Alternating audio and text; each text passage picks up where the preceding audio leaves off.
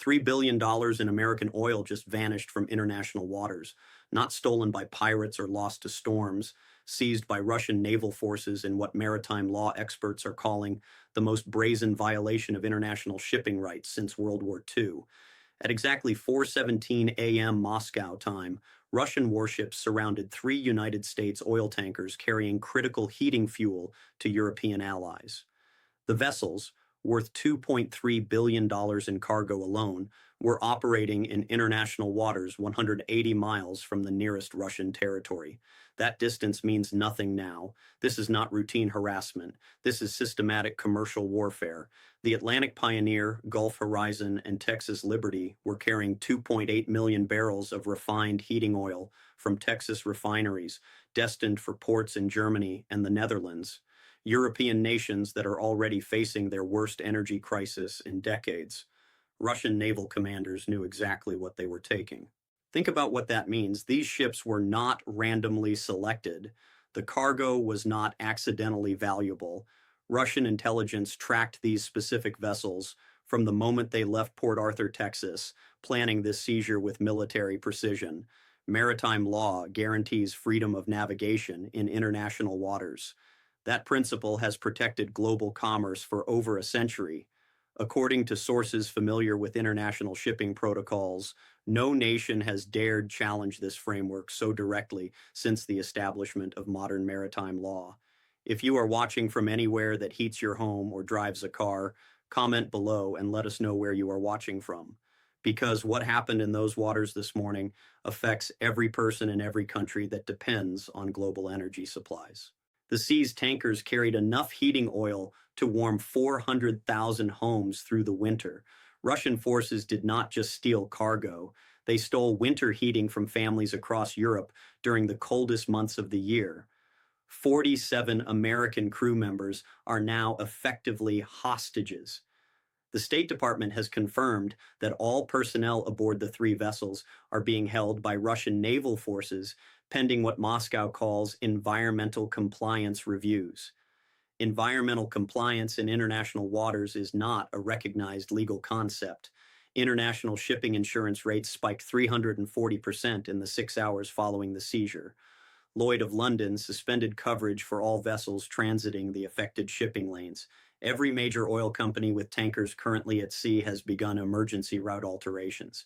We are talking about $847 billion in daily global maritime trade now operating under the threat of state-sponsored seizure. That is not speculation. That is the immediate economic reality facing every ship captain, every shipping company, and every nation that depends on international commerce. Moscow has issued a 72-hour ultimatum to Washington. Russian naval commanders are demanding the United States cease all energy exports to nations that have imposed sanctions on Russian oil. If those exports continue, additional seizures will follow. This is not about three ships. This is about whether any nation can simply declare international waters off limits to their economic competitors. The entire framework of global commerce is hanging in the balance, while 47 American sailors wait to see if their government will bow to economic terrorism or respond with force. The clock is ticking. This did not happen overnight. For 18 months, Russian naval forces have been systematically testing the boundaries of international maritime law, each incident more aggressive than the last, each violation met with diplomatic protests that accomplished nothing. March 2023, Russian vessels forced two Norwegian oil tankers to alter course in the North Sea. The ships complied. No cargo was seized. Western officials called it an isolated incident.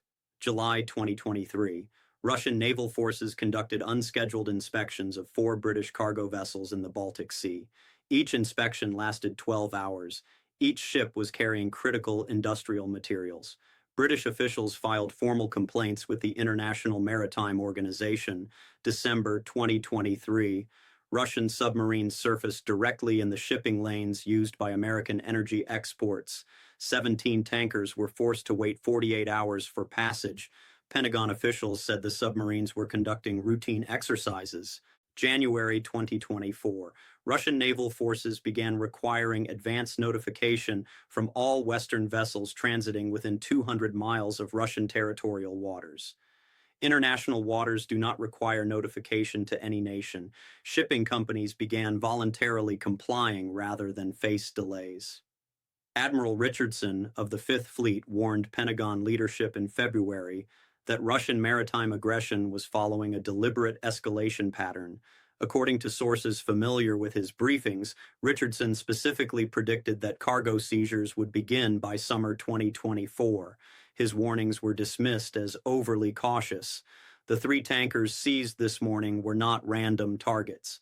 Russian intelligence tracked the Atlantic Pioneer from the moment it departed Port Arthur, Texas.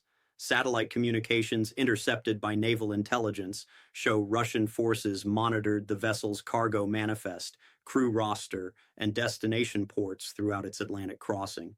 Maritime law experts from Harvard and Georgetown have reviewed the seizure details.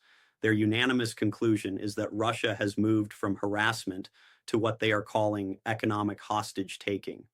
Professor Sandra Martinez of the International Maritime Law Institute stated that no nation has attempted such systematic violation of shipping rights since the German U-boat campaigns of World War II. We are talking about $847 billion in daily global maritime trade. That number represents the total value of goods transported by ship every single day. Russian naval forces now operate with apparent authority to seize any portion of that trade they consider threatening to their national interests. Think about what that precedent means. If Russia can seize American oil tankers for carrying heating fuel to European allies, what prevents China from seizing cargo ships carrying semiconductors to American technology companies? What prevents Iran from seizing vessels carrying goods to Israeli ports? And it gets worse. Intelligence reports obtained by sources familiar with naval monitoring indicate that Russian maritime forces have positioned additional assets throughout key shipping corridors. Submarines have been detected along the primary routes used for American energy exports to Asia. Surface vessels have established what appear to be permanent monitoring stations along North Atlantic shipping lanes. While State Department officials were busy issuing strong statements of concern, Russian naval commanders were establishing the infrastructure for systematic maritime control. Every major shipping route used by American commercial vessels is now under active Russian surveillance. Lloyd of London has suspended insurance coverage for all vessels carrying American energy exports through contested waters. Without insurance, no shipping company can legally operate. Without shipping companies, no American energy reaches international markets. Russian naval forces have achieved economic blockade without firing a single shot. Emergency sessions have been called in Washington, Brussels, and London. NATO maritime commanders are conducting urgent assessments of alliance naval capabilities in contested waters.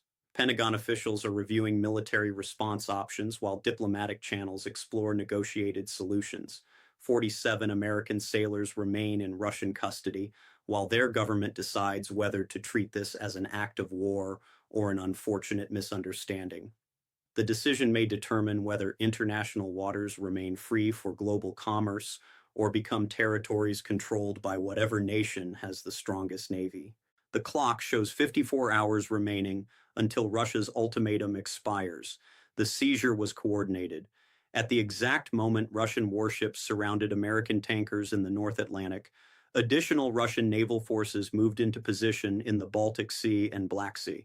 17 vessels from 6 different nations were simultaneously forced to halt operations across 3 separate maritime regions. This was not opportunistic piracy. This was synchronized maritime warfare. The oil aboard those 3 American tankers came from specific refineries in Texas. Russian intelligence identified cargo originating from facilities that process American domestic crude oil production.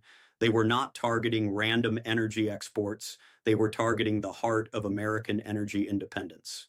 Captain Maria Santos of the Atlantic Pioneer attempted to radio distress calls when Russian vessels first approached.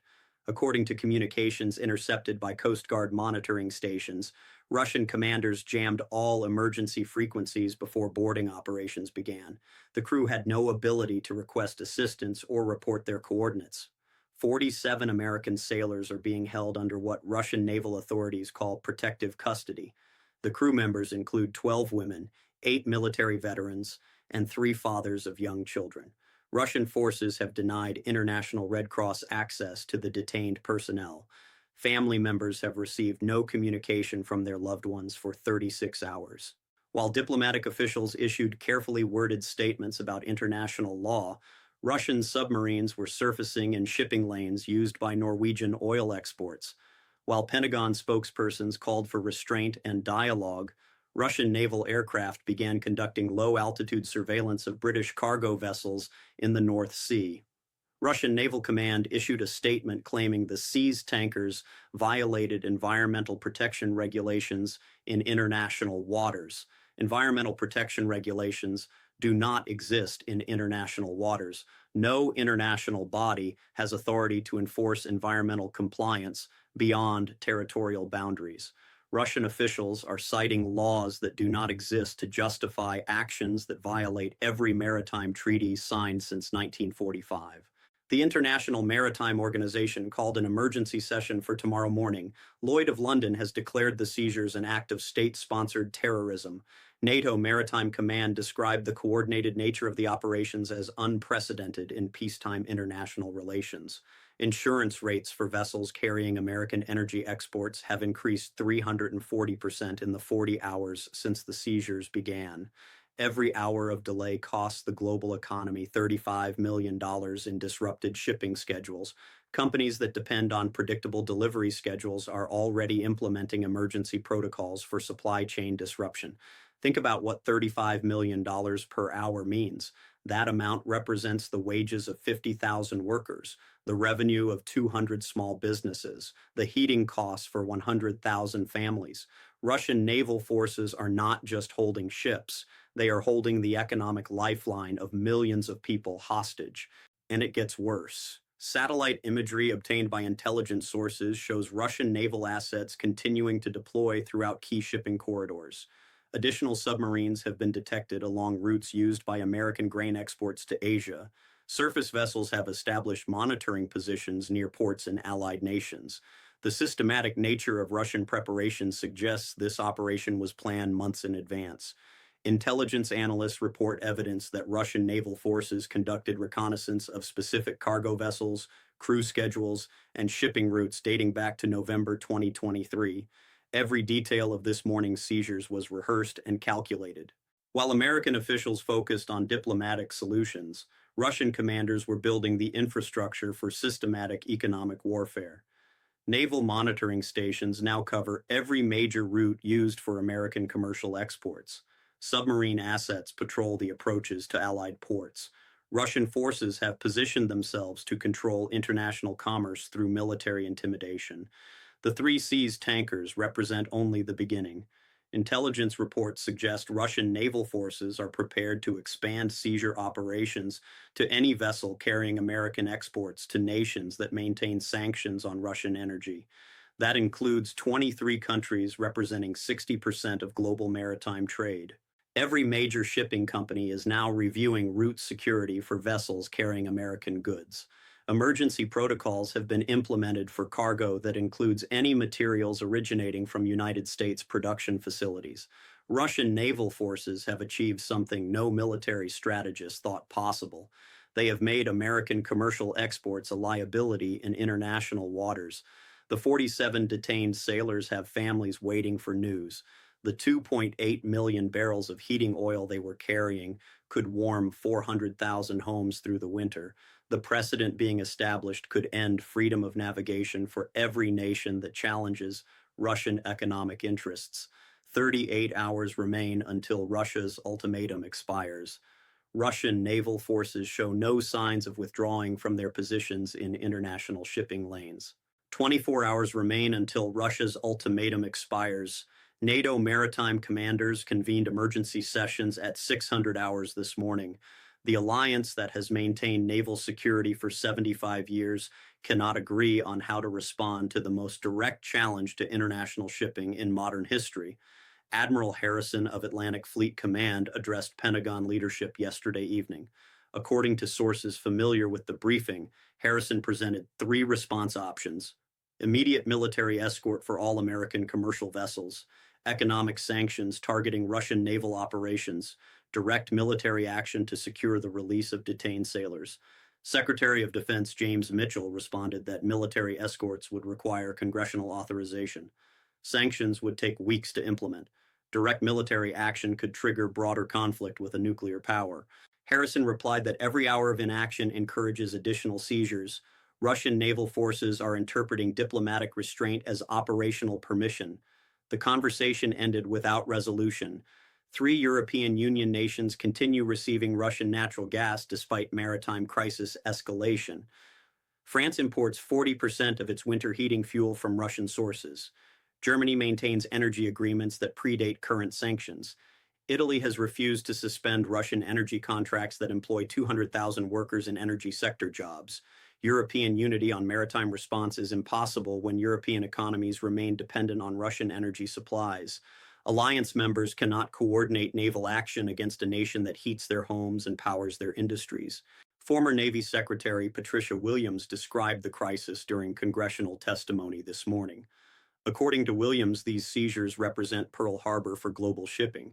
The systematic nature of Russian maritime operations demonstrates preparation for economic warfare that could cripple international commerce. Russian Naval Command has expanded its ultimatum beyond American energy exports. Any vessel carrying goods to nations that maintain sanctions on Russian shipping will face seizure in international waters. That includes cargo ships transporting food, medical supplies, and manufacturing materials to 23 allied nations. This is not maritime piracy. This is economic terrorism with state backing and nuclear deterrent protection. While diplomatic officials explored dialogue options, Russian submarine assets moved to seal major shipping approaches to European ports. Intelligence monitoring detected Russian naval forces positioning to control access to Rotterdam, Hamburg, and Antwerp, the three ports that handle 60% of European commercial imports. Russian Naval Command issued a statement claiming authority to enforce compliance with international environmental standards in disputed waters. International environmental standards do not exist for waters beyond territorial limits. Disputed waters are not recognized under maritime law. Russian officials are inventing legal frameworks to justify systematic violation of commercial shipping rights. The strategic calculation behind Russian timing becomes clear when examined alongside European energy requirements. Winter heating season peaks in January and February. European natural gas reserves reach minimum levels by March. Russian naval forces chose the moment when European nations have no alternatives to Russian energy supplies. Every major shipping company has begun emergency rerouting to avoid contested areas. Mediterranean routes are experiencing 300% increases in traffic. Pacific shipping lanes are handling cargo normally transported through Atlantic corridors. Alternative routing adds 14 days and 40% additional costs to standard delivery schedules.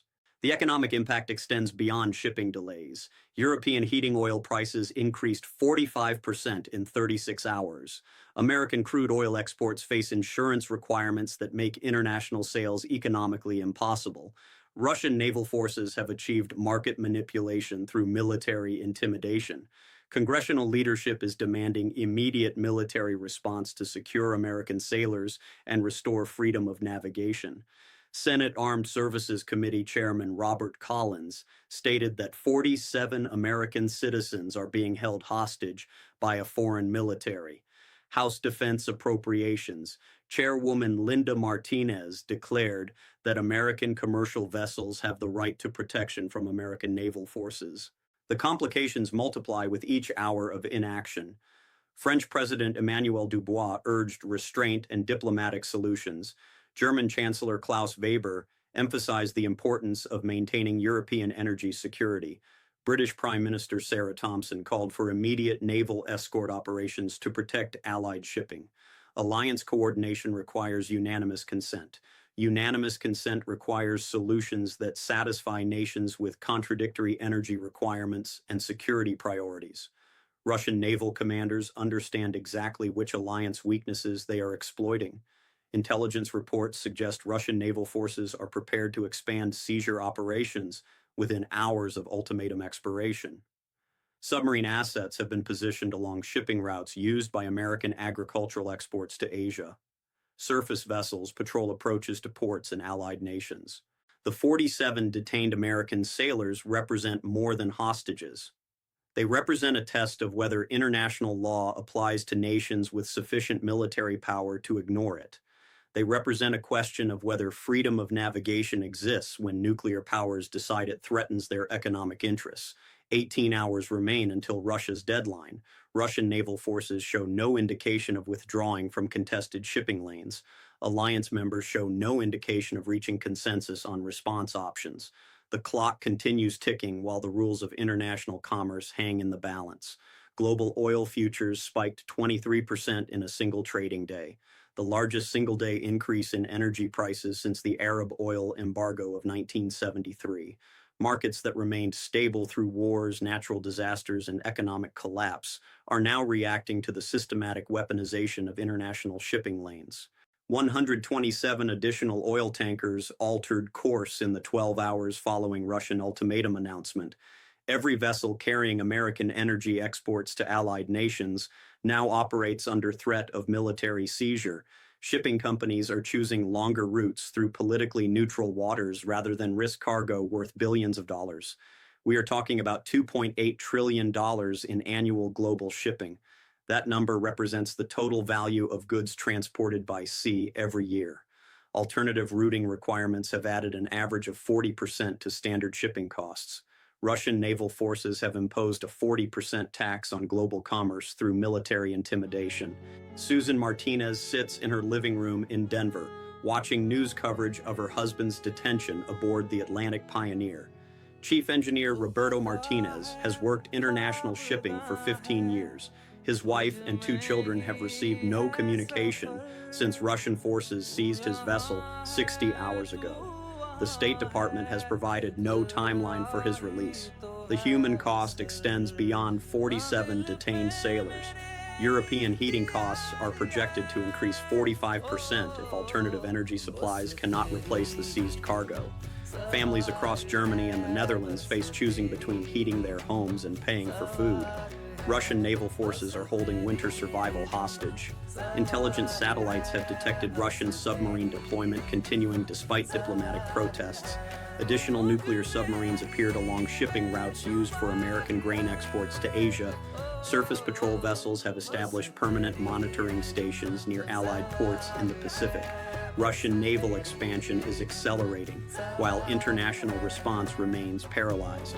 Lloyd of London has suspended maritime insurance for all vessels carrying American exports through contested waters.